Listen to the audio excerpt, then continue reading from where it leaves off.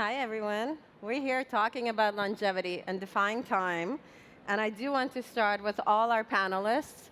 How did you get into this field of longevity research? Amal, let's Longevity, start with you. by being alive, I guess. I mean, uh, I'm an entrepreneur for many years, started a bunch of big companies, and at some point I thought maybe I'll figure out what the next big thing is. And I think it's the intersection of computing and biology, and what does it all mean? It just means it's going to help us live longer. I mean, the time is now, is what got me into it. Michael, how did you get into this field? So yeah, first of all, great to be here at Web Summit. Thanks for coming out.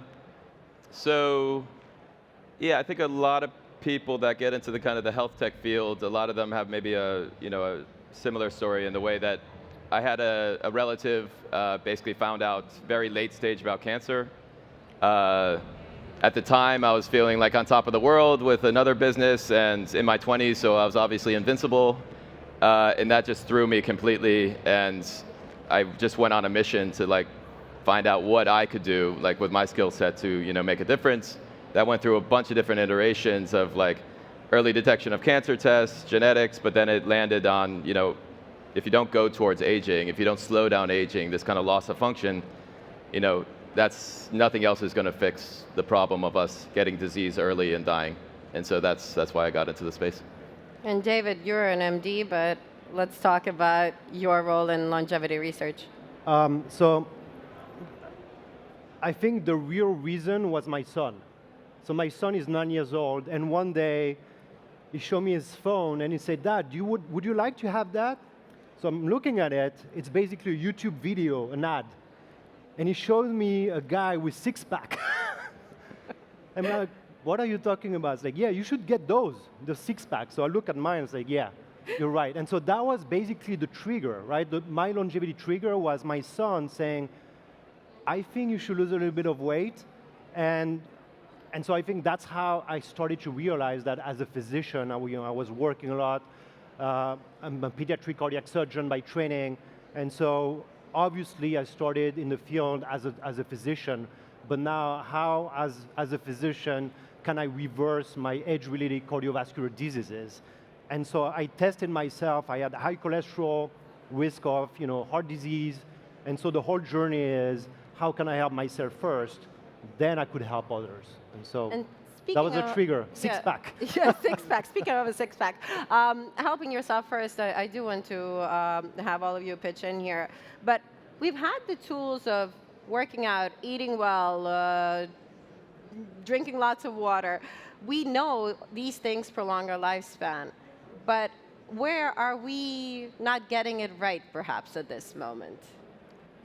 Oh, I mean, I think we know these things. I mean, it's a shame that you have to be body shamed by your 9-year-old son to be aware. Inspired. But to be We'll inspired call it to live. inspiration. We've wanted to live longer forever, and we've been working hard to do it forever. That is the entire field of medicine and of health and of wellness. And it's frustrating that some of the most obvious things are also the most effective things. You kind of want some kind of magical cure, but eat less, exercise more, sleep more. These things are, and have friends. I mean, these things are really the ones that drive and move the needle the most.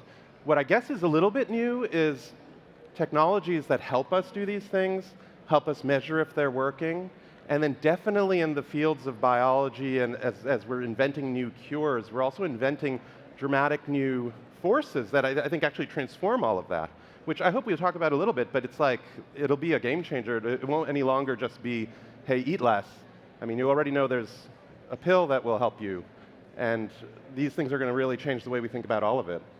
David, what do you think about So that? I think I call that the triple A: awareness, access, and affordability. 20 years ago, sequencing the genome costed more than $100 million. Only 20 years ago. And today, you can get it done for less than $500. So think about what's going to happen in the next 20 years. The democratization of the tools, the technology, the drugs, the therapy, the apps, is going to be tremendous. And especially when we think about AI and how we can eventually replace the mind of a doctor, maybe not the heart, the soul, and the kindness, and the compassion. But the way we treat information, from digital biomarker to AI drug discovery, I think we didn't have that before. So for the past 20 years, the AAA basically aligned. Everyone is talking about it, right? We're talking about longevity at the Web Summit right now. Media are talking about it. You have those Brian Johnson of the world, right? Awareness is one. Affordability, we cut the price by, millions. And I think access, right? With this phone in your pocket, you have access to all the different information you want. The motivation, the information, and as well, the inspiration, like my son, Inspiration, get those, we'll call right? it inspiration for sure. We'll be able to have basically a doctor and a drug in a pocket really soon, sooner than we think. Michael, David mentioned the apps and the products that are essentially in your pocket. Yeah. Talk to us about what humanity does and how has longevity research evolved over the past couple of years to where we stand today, the progress that we've made so far. Yeah, I think, both Amal and David kind of hinted at this and covered it pretty well. Why me and my co-founder, so my co-founder Pete Ward, he did a social network. In a past life, I did a big dating site called Badoo.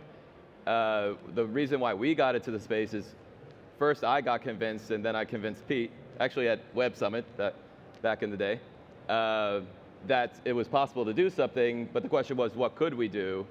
And one of the things was all this great longevity breakthroughs, someone needs to deliver them in the end, right? And so that's where we saw our spot, is like, we know how to get millions of people to use an app.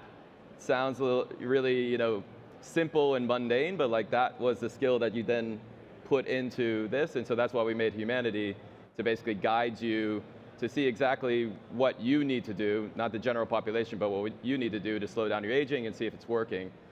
I think what I've seen, because I've been first an outsider and then I feel kind of like an insider now, or at least all my friends are the insiders in the longevity space, is what we saw over the years is that it used to be longevity researchers over here doing interesting and maybe wacky stuff, who knows, and the healthcare over here. What you're actually seeing, and my personal opinion, I don't think we're going to be talking about longevity sector in 10 years. It's slowly the framework of longevity. So chronic inflammation leads to mutations, which leads to either cancer or non-functional cells, then non-functional bodies.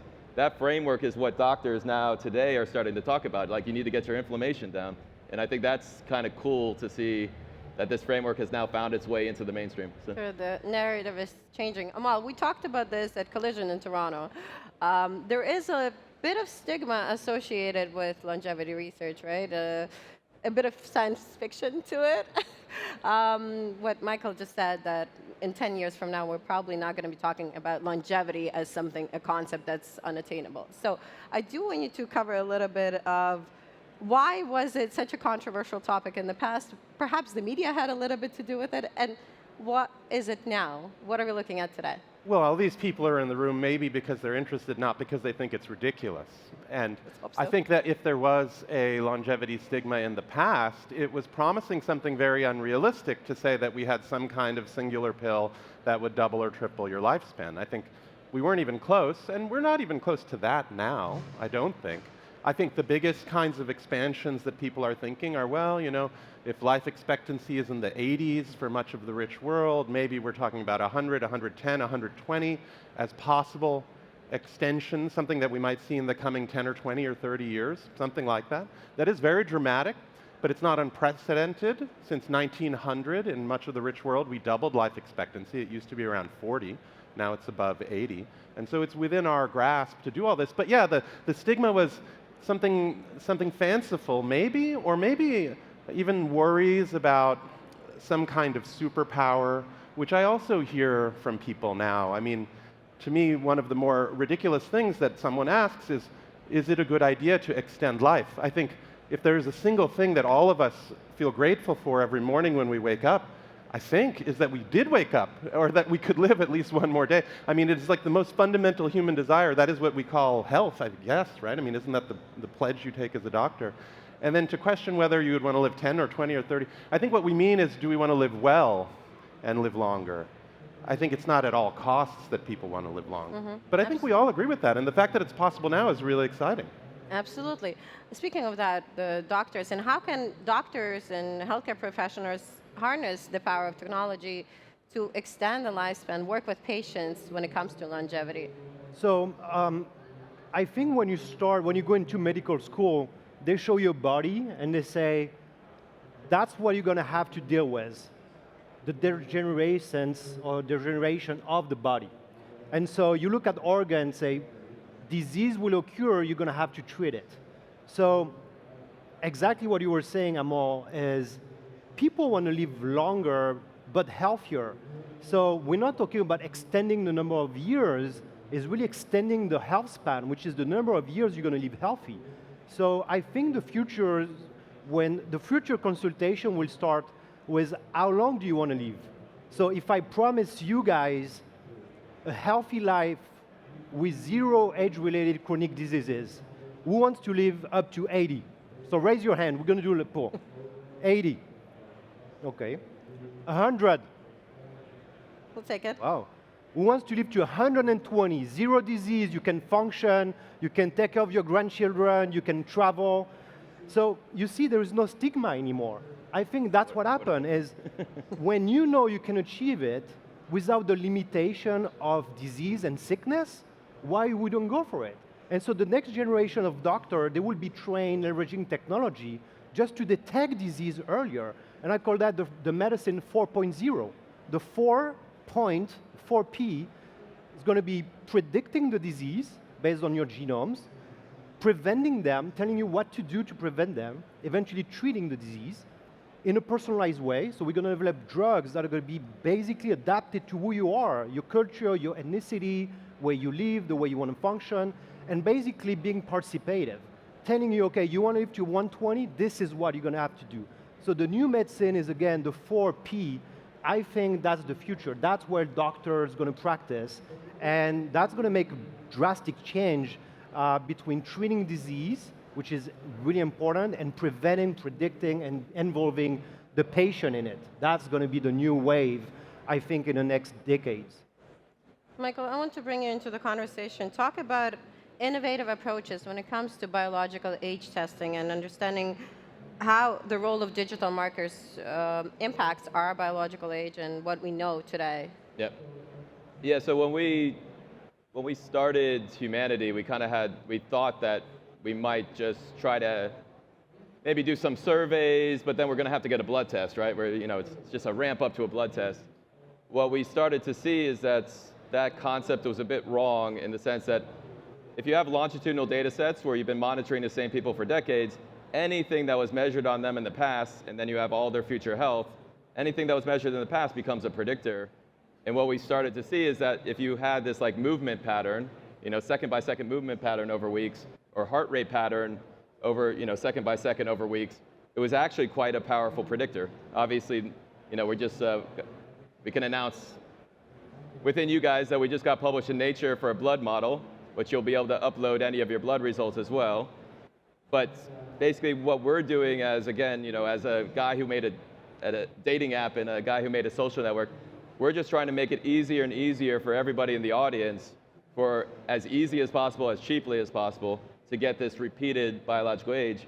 Because in the end, if you're not able to measure it repeatedly, you'll never find out what's helping to make it better, what's helping to make you younger. And so that's what the system needs, is you need to be able to repeatedly measure how you're doing and then start to see what is actually working. So. And I think what's cool about that is it's a tech company. It's an app.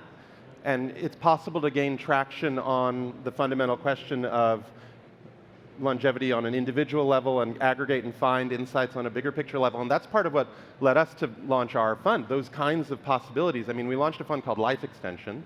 And the idea was, well, biology is increasingly computational. Anything that gets digital starts speeding up. Biology is already speeding up. There'll be this incredible intersection with all these amazing companies that get created that help people discover new drugs, target them, figure out models for all the different parts of the health system. Some of it will look just like healthcare. Some of it will, in aggregate, lead to big extensions and impact on people's health and maybe even other planetary consequences. The idea that it's digital is the reason why it's at Web Summit. I mean, if we were just telling you that we were making some new organic compounds and hoping to invent a new medicine, it would be a little bit outside the purview, I think, of the tech community that's here. But we think it's very much in that purview now. It's possible as a tech person to get involved and drive the agenda forward on this stuff. Yeah, exactly. I think just one thing to add on to that is Yeah, exactly. Like if you're into like data science, if you're into machine learning and AI, like it all is applicable now. Yeah. And to piggyback on that, in the past 3 days, we built the first longevity coach on ChatGPT called Longevity. So you can try Excellent it. name. In 3 days, he's 3 days old. He knows more than I do, right? At a 43 years old, The magic of physician. AI.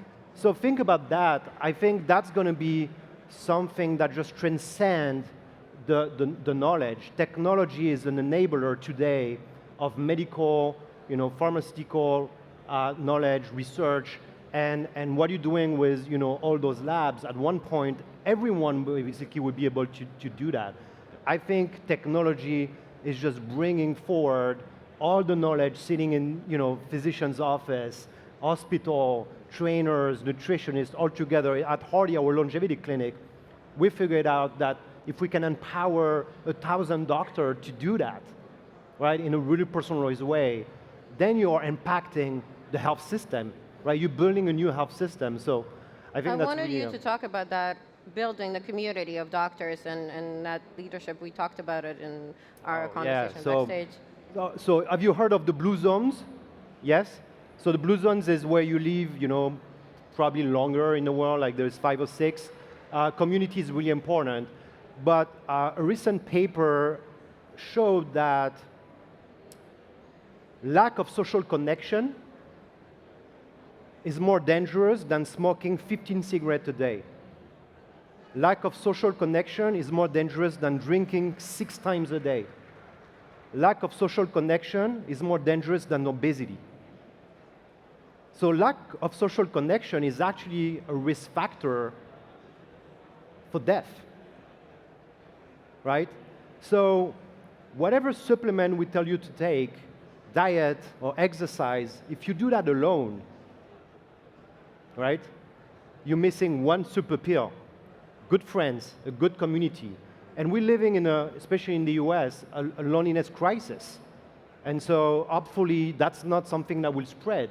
I think technology, like you did with connecting apps, social network, those communities are really important to support each other. So we put community of doctors at the center of what we do at Hardy, but as well a community of members. So instead of having just a doctor that talks to you, you meet other patients. Patients are the same as you. You can share your story, you can get the support you want. And then we do that leveraging technology, right, on a monthly circle. So I think it's really important to bring people together, not only because it's cool, but because that is more important than quitting smoking. You have to quit smoking, by the way, than drinking or even exercising. Yep. Social connection is a risk factor for cardiovascular disease and cognitive decline. So invest in it. Yep. It's cheap. We Do a lot of added- socializing at Web Summit. We added message a friend as one of the actions in the app exactly for that exact reason. Yeah. The more you're connected, give your friend a hug, give some random web summers summiters a hug, Amal, you do work with startups, and I want you to talk about life extension ventures a bit more. What is the selection criteria, so to speak, when it comes to the companies that you work with? Well, LifeX is a venture fund, and well, the idea is, like any venture fund, to find things that are new and powerful, but will also have significant financial return. And so those circles overlapping, it's not only driving the impact, but it's finding things that might be companies where our support could really help these things accelerate. Finding those things, it's not so easy. If you just say longevity and you go wander around a bunch of laboratories, 1 out of 100 of the things coming from a laboratory will ever make it into humans or ever be effective.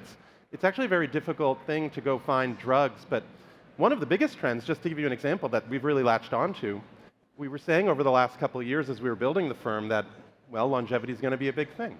And you might wonder, when will it be? Here we're making future-oriented statements. Already this year, the biggest company in Europe suddenly is Novo Nordisk because of this Ozempic drug. Just a year ago or 2 years ago, it was something at the fringes. Now everyone in the world has heard about this injection you can take that can help you do the #1 most important thing that will extend your life, which is to dramatically reduce your weight. Everyone has known it forever, and it was always so hard, and can it be done? And now suddenly there's a medicine, and there's other companies that are introducing them as well, the American one, Lilly. All of a sudden, it's reorganizing the top rankings of the most valuable companies in the world, and of course reorganizing the opportunities in venture that are all around it. How do we administer this stuff and manage it? How do you discover it? What are the next variations that will come? And so the things that we're looking for are these big market shifting opportunities where software and AI and digital, where it fuses with biology, is creating companies. It's stuff that helps your doctor read the ECG faster, or helps you diagnose and figure out if you're a right candidate for a certain kind of medicine, or targeting the right drug to a certain type of cancer. These are all things where the health system is full of experts, people who are too busy and who don't have all the knowledge, but where AI, specially trained models, some of them general models, can help these folks help you faster, more accurately, at a lower cost, more widely available. I mean, they're going to really transform everything from the most basic healthcare to some of the most esoteric. And so these big shifting things are upon us now. I mean, the weight loss drugs are just an example. It will be the biggest drug in the world, and it is a longevity drug. It's here already. You mentioned AI. David mentioned AI. Michael, I want to talk to you about AI. You're not allowed on stage if you don't say AI, right? We're all going to say AI here quite a few times. Talk to our audience about the way it's revolutionizing the longevity research and the impact that is making on what you do. Yep. So I'll give a shout out to my talk at 225 on generative AI changing health. But yeah, so what we started to see when we were, a lot of scientists and researchers were very kind with their time when we were starting to figure out what we wanted to build with humanity. And what we saw with each one of them was that they were spending 90% of their time collecting the data and 10% of the time doing the thing that had the big breakthrough. When we started to get into the health tech founder kind of community, as when you start a health tech, you start to see that actually every single one of us as companies is then spending all of our time and a bunch of our early investor money to collect a data set or go and get it and then create our product. And so I think with generative AI, what we're seeing now is two things. One is you can start to make synthetic data that's as good. And when I say something like that, half the people in the audience would be like, I don't think so. But there's a lot of proof points coming, as good as real data. And then a lot of us are just ready to say, hey, why don't we just start making more of that synthetic data that was originally based on real data, but the real data is kept completely private, synthetic data out there. You can start to see how generative AI, with that ability to make health data, health information ubiquitous, it allows kind of the 8 billion of us to start to make a difference, right? Anybody with a great, kind of idea in the audience could open up their laptop and start, training some model as we speak, kind of thing. And so I think that's just one of the ways that generative AI will change everything. And I think there's probably a bunch of other ways. And if you have a great idea, come to me. I'd love to hear all the other ways, especially before my 225 talk. I can add it in. In between the talks. David, tell our audience a little bit about the future of that balance between the pharma industry, the health industry, the tech industry. What would be the best approach to take when it comes to treating patients? So most of the time, when you talk about pharma, a lot of people are saying, we don't want to be prescribed drugs, or we want life-saving drugs. When you talk about holistic approach, we want to do meditation, we want to do fitness, but that doesn't cure cancer, right? So I think when you talk about longevity, you as an individual have to have the checklist and say, those are all the solutions that I have access to, right? And so I just give you a real simple example. 2 days ago, a clinical trial just came out saying that we can one day maybe end heart disease, heart attack, which is basically the #1 cause of death in the world. 19 million people are dying every year from heart disease. Why? Because there is a company who's working right now in gene editing, on a gene editing technology called CRISPR, just to shut down the cholesterol in your body, in a way, right? So you wouldn't have, maybe in 5 years, ever again hypercholesterolemia. And so that's a little bit the future, and it's done by biotech company, by pharmaceutical company. On the other side of the spectrum, there's a lot of people, like probably all of us, we want to know what should we do to make sure that we don't have, a heart attack in the next 5 years, right? And so I'm assuming that you would be interested in that, not having a heart attack in 5 years. And so it is pretty simple. It's doing the right things, but testing and monitoring it. And so that's what I kind of call it hybrid therapeutics, where you have on one spectrum the drugs to treat the disease, but on the other side, all the different alternatives to prevent it. And so I encourage every one of you to measure your cholesterol level, your lipid in your body. So who knows right now your level of cholesterol in your blood? That's not enough. That's not enough. And I think everyone should know. So how do we democratize a test that costs only €5, $5? Yeah. That's the idea, right? And so with company like Humanity, with Doctors Network, like Hardy, and investors like Amol and Life Extension, now we can bring that to the masses.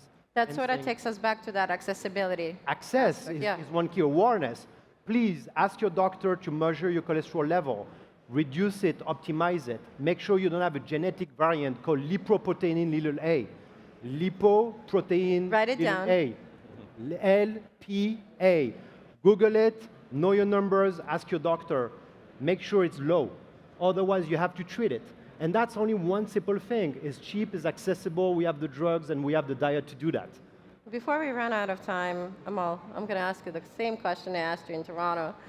Realistically, how far can we extend our lifespan as we stand today? And ultimately, do we really want to live forever? Those are a lot of questions in one, just those two. two. I mean, it's impossible. We have 1 minute. I think the 85, which people normally say is the current life expectancy, is not accurate for the people in this room. We just won't know for a little while, but I think everyone here can expect the average is going to be quite a bit higher than 85 for these folks. I mean, 95, 100, something like that. And I think the consensus of many of the researchers I've spoken to is that 1 or 2 breakthroughs away from 120 being a normal target. Not so many people say 150, 200, but even that, I mean, what is in the lab now, and it's coming from animals into people, is a bunch of different ideas. There's a dozen different ideas that are different specific molecules and treatments, and they really have the potential to just, by the end of this decade, be something that's widely taken, like this Ozempic, that's in the market and raging across the world, that just changes the clock in your cells and makes it possible to just live. It's really around the corner. That's a great point to end on. Amal, Michael, David, thank you so much for your talk. The audience, thank you. We're all going to live much longer. I have faith in it. Have a great day, everyone. Should we take a picture together? Yeah, this way, with our crowd. Selfie. Oh, you don't have me.